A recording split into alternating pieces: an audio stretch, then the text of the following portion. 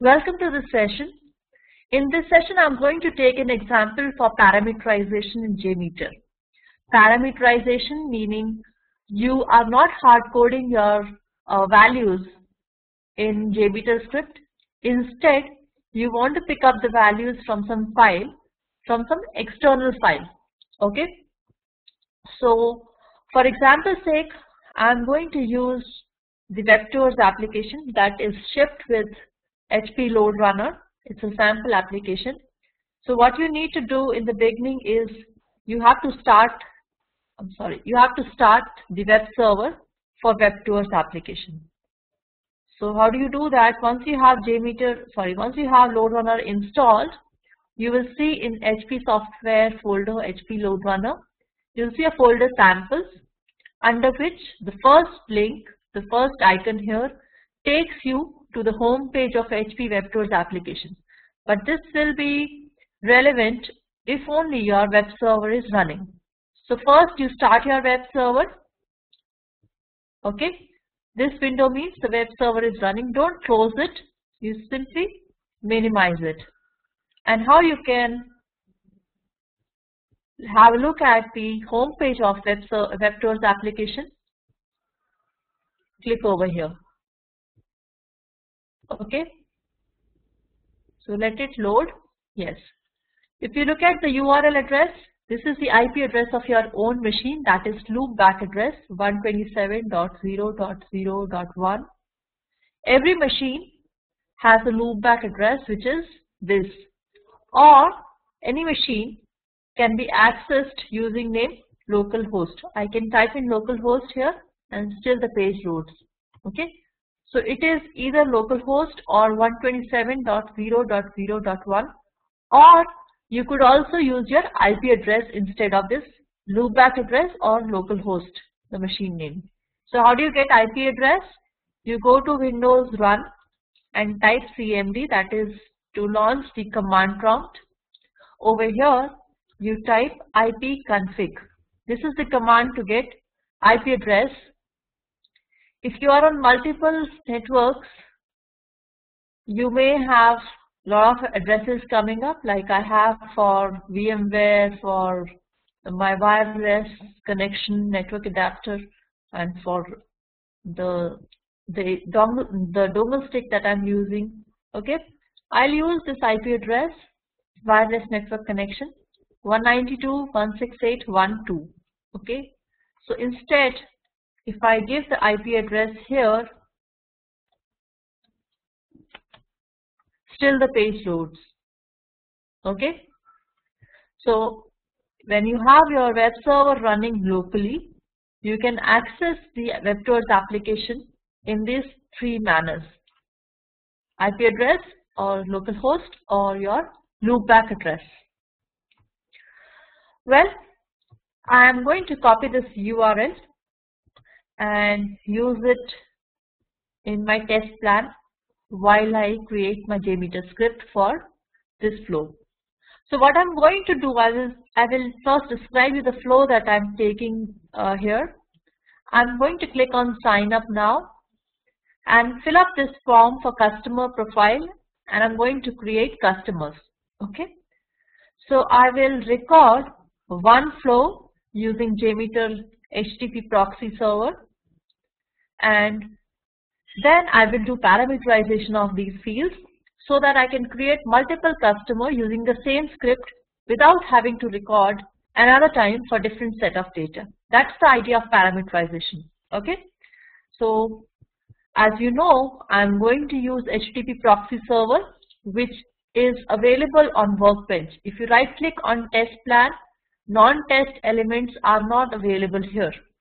When you right click on Workbench, you will see non-test elements, HTTP Proxy server, which will help me capture the steps. It will record the steps as I do on the website. Okay, but you'll have to configure it. This is the HTTP Proxy server. On the right side, the control panel shows you the name and the comments field. You have global setting where the port is to be provided. By default, it takes 8080. You have the test plan content section here. which talks about target controller. Now, a controller is nothing but a container. Okay. In test plan, you can add multiple containers to hold your code, to organize your code, or to put your code in modules. Okay. So this is the target controller. Automatically, by default, it is pointing to use recording controller. Or when you click on this drop down, you will see multiple options here. Workbench HTTP proxy server, meaning to say when you select this option, all your steps which will get recorded while you're doing activity on your browser will be listed under this HTTP proxy server. Okay, to begin with, whenever you're writing any script, the first thing is you add thread group to your test plan and then any test element under this. So I may add from logic controllers, I may add recording controller. So if you have recording controller in your test plan under thread group, and when you have this default selection here, use recording controller, when you record your steps, automatically the recorded steps will be captured under this recording controller. Okay. You can also directly point, if you have multiple thread groups, you can point to this recording controller by selecting from here, from this drop down, test plan thread group, under this thread group recording controller. Okay. Or you may also want to keep your steps under HTTP proxy server. You would want to test your steps. If everything is fine, then you move your final steps to recording controller. Any way would work. What I'm doing now is I am capturing all the steps in recording controller because that's the idea of recording controller. It will capture the recorded steps. Okay, so port setting done. Test plan content, target controller I have set up. I will uncheck this box, capture HTTP headers, because all the requests are HTTP requests. So I don't want to capture headers. Okay, it will be understood they are HTTP headers. So you have HTTP sampler setting. This is an implementation for HTTP. What kind of implementation you want to select? Stick to the default. You can also use Java or 3.1, which is the previous version. We will stick to the defaults here, and I'll click on start. The moment I click on start, this proxy server is going to listen on port 8080. But before, I have to do some configuration on the browser. I have to do some settings on the browser so that this proxy is able to listen on that port. Okay, I have to set this port. So what I'll do here is I'm going to use Mozilla to do this setting. You can do this settings on any browser, be it Chrome, IE, Mozilla, but I'm taking example here of Mozilla. You go to this menu, Tools, Options. You have multiple tabs on top.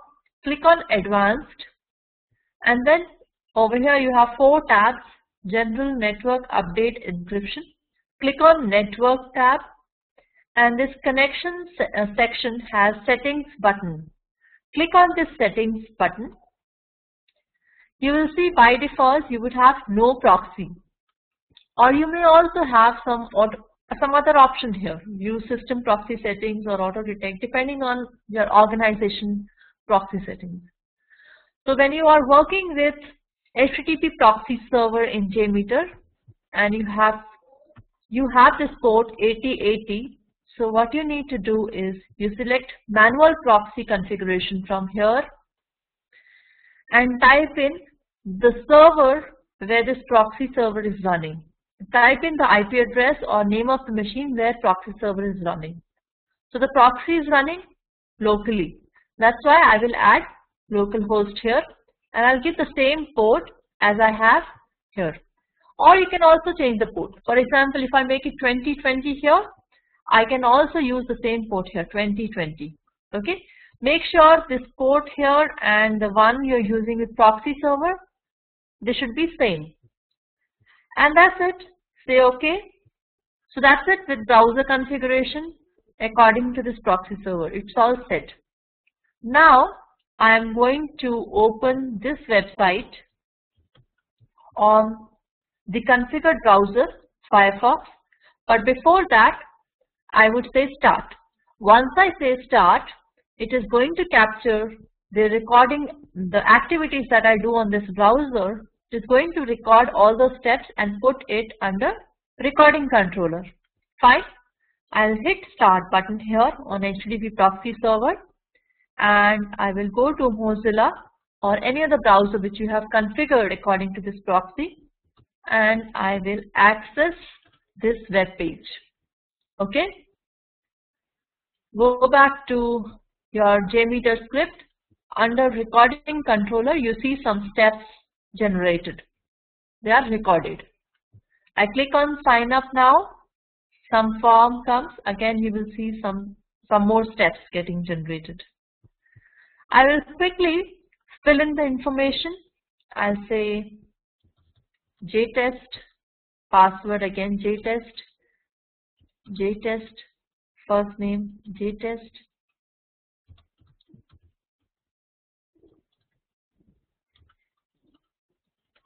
Okay, and I hit continue. So it says, thank you jtest for registering and welcome to the Vectors family. We hope we can meet. So it's like a welcome message. Okay, and when I continue, it is going to already log me in to the application, and I will sign off. So this is one flow I am doing. In this flow, what I'm doing is I'm signing up a new user, and the new user is automatically logged in, and I sign off. Okay, so this is one flow. I will stop the proxy server so that whatever steps now I do on the website will not be captured. I stop it here. You will notice once you have stopped the proxy server, and if you have not reverted the settings for this browser, if you hit enter and try to load the page again, it will not be done. The connection was reset because we have changed the network setting. You can revert the network setting after the recording is over. Go to network settings and change it to no proxy. So once this no proxy is set, and again if you load the page, it works. Okay. Coming back to the script, what we have got here, we have got a lot of junk URLs also. Okay. So this is safe browsing, as you can see. The server name safe browsing. So there must be some add-on on this Mozilla browser which it has captured, due to which these two requests have been captured. I'll simply filter out my test plan. I'll remove the steps, the URLs which I don't want in my test script. Okay. You shift and delete, select many steps at one time, and you can hit delete button to delete them. So this is like a good request. This is pertaining to web tours. I want to keep this. This is HTML again. I want to keep it. So you can check out from this IP, this server name IP. This is the IP address of where my web server is running. That is my local machine. So I would like to keep it. Similarly, you will go to each step one by one, and you would just check if all the requests you have are for your web server. This one is not, this one is not. So I'm going to clear off these 4 steps. With shift and arrow key, you can select multiple requests and hit delete to delete them. The last one is fine. This is your script for the flow you have captured. Okay. Alright, so the flow is done. Now I would run this code once, this script once, to check the sanity. Before that, how will I make sure whether the script is running fine? You have to add listeners to your test plan to be able to see the status of each request after the test run is done.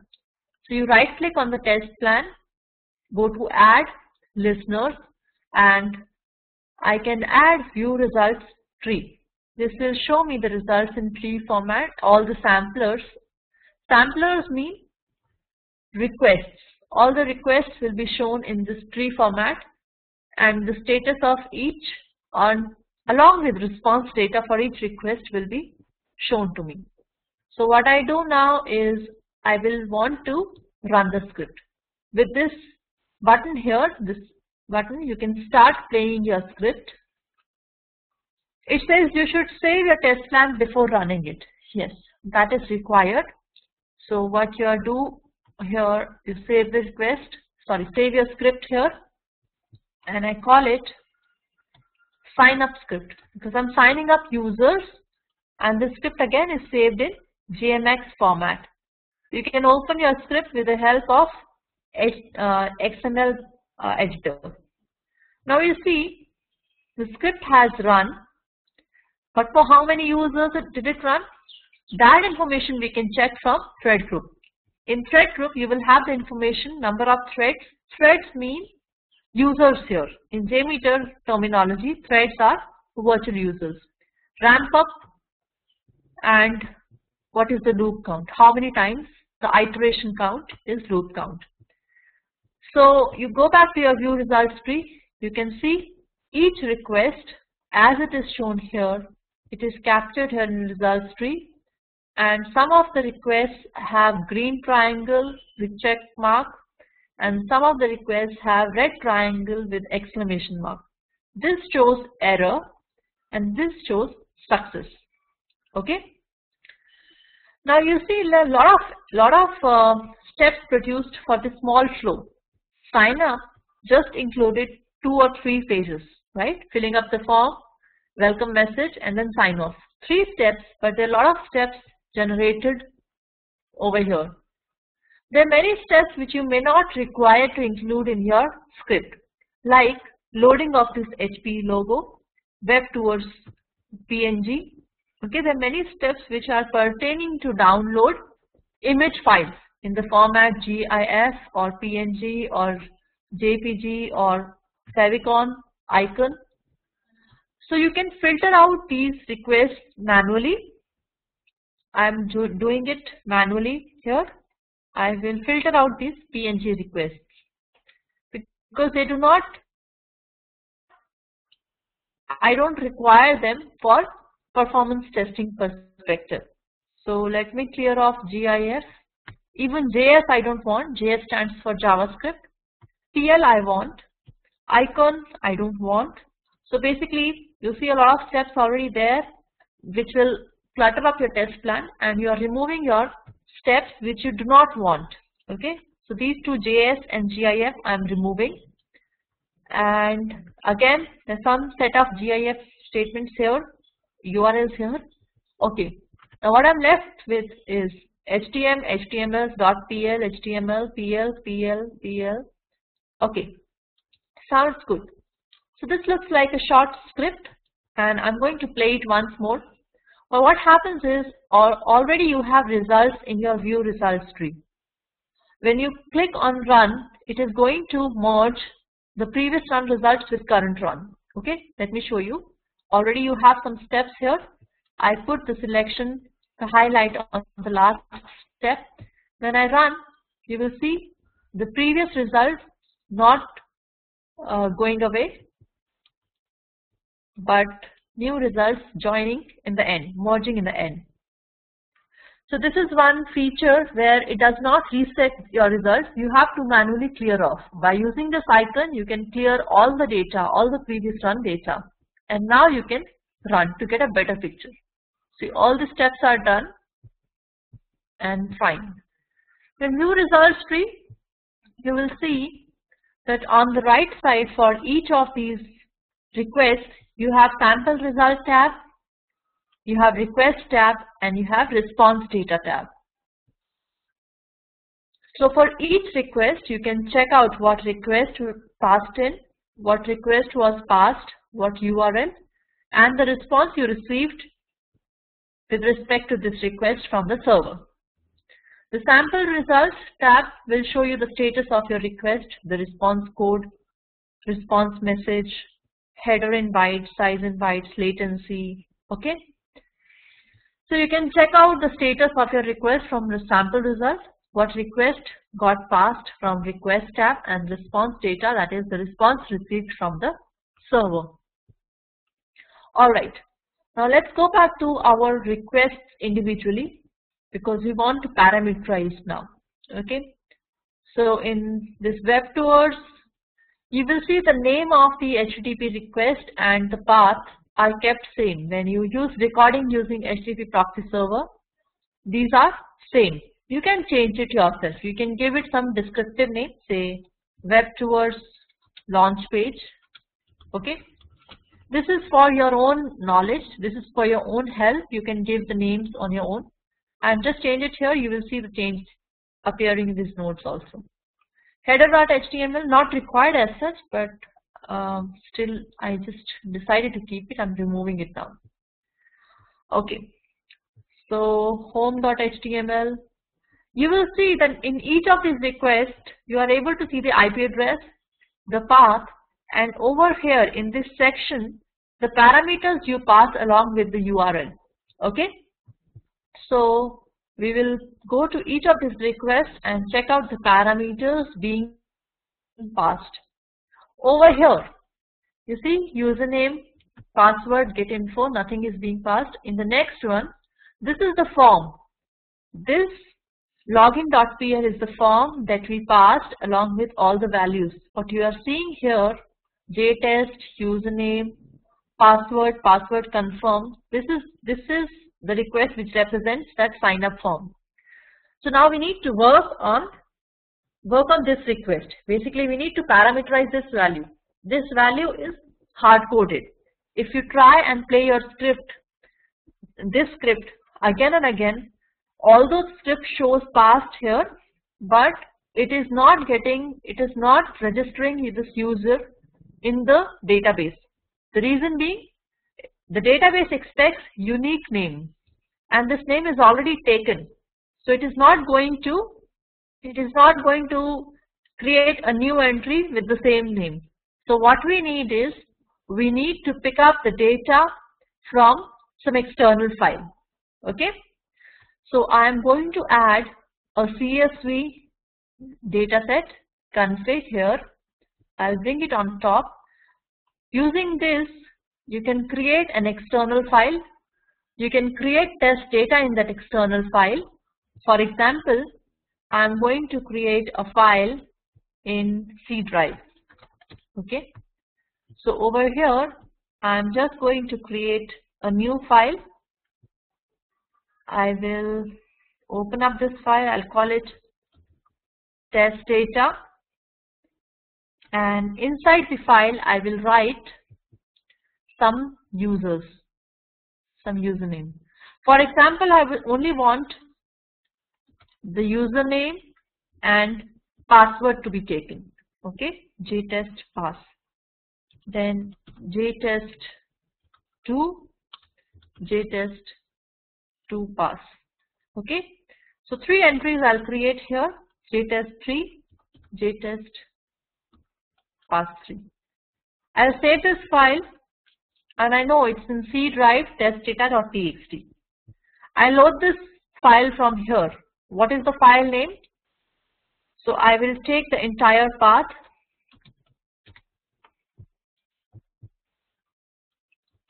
and provide it here, testdata.txt. Leave this blank. Variable names, comma delimited. So if you had variables, you can write. I will just leave it blank. Okay, that's it. And where I am inputting these values? Over here. Okay, variable names here would be the names, the reference names which you will use in your script further. So I'll give uname and comma pass. Okay, so wherever I require this information, I will use this uname and pass. These are like Jmeter variables now. So I'll go back to my form, and instead of username, instead of hard-coded value jtest, I will use $uname. This is how you access the variable name, Jmeter variable name, anywhere in your script. Similarly, for password, I will use this. So this is going to read the data from the CSV file, from the external file. Okay. Now I'm clearing off this previous run result and playing again my script. I will check out in request what is being passed. Okay, so it has not picked up anything. If you check out, I'm sorry, just one moment. So in the first request, nothing goes. In the second request, I am passing. So in second login.pl, I should see something here.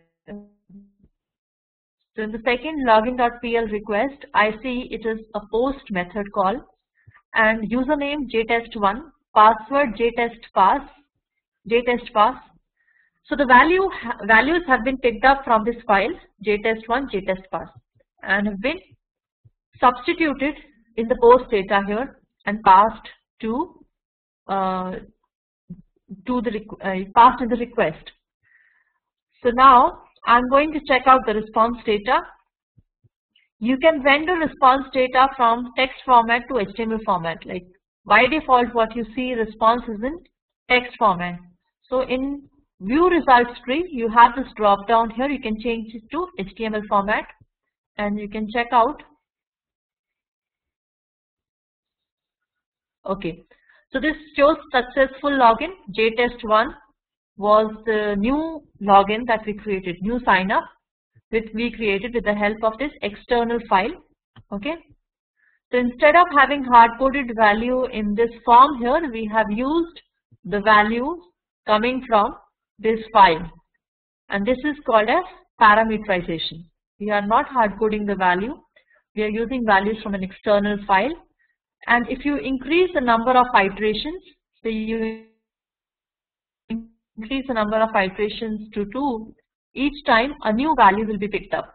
So depending on number of values you have, number of what kind of data you have in your test file, in your test data file, on each iteration a new row, a new record will be picked up. So that's about parameterization.